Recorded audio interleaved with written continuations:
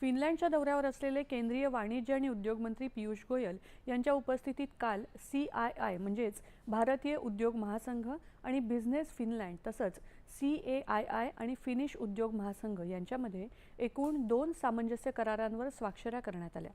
दोन्ही देशातलं उद्योग सहकार्य वाढवणं आणि अधिक व्यापक व्यावसायिक संबंध विकसित करण्याच्या दृष्टीनं या सामंजस्य करारातून एक नवी संस्थात्मक यंत्रणा तयार करण्यास प्रोत्साहन मिळेल।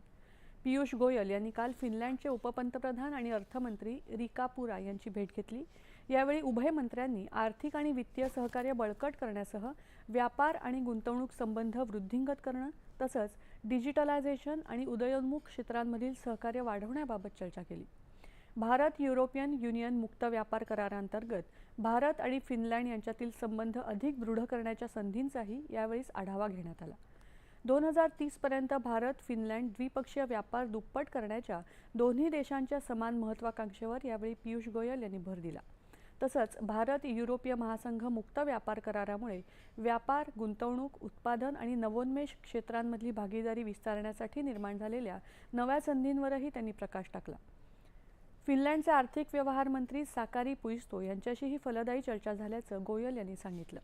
गुंतवणूक, नवोन्मेष, संशोधन आणि विकास, स्टार्टअप्स आणि व्यावसायिक भागीदारी या क्षेत्रांमध्ये भारत फिनलँड सहकार्य अधिक दृढ करण्याच्या मार्गांवर यावेळी चर्चा झाली।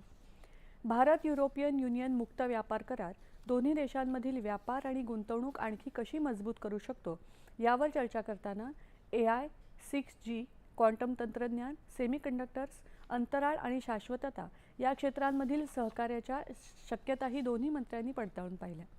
या दौऱ्यामध्ये गोयल यांच्यासोबत वरिष्ठ उद्योगपती आणि सरकारी अधिकाऱ्यांचा समावेश असलेल्या एका उच्चस्तरीय भारतीय शिष्टमंडळाचा समावेश आहे। यावेळी मंत्री स्तरावरील चर्चा आणि प्रमुख क्षेत्रांमधल्या भारतीय आणि फिनलँडच्या उद्योगांमध्ये व्यापक संवाद सुद्धा झाला।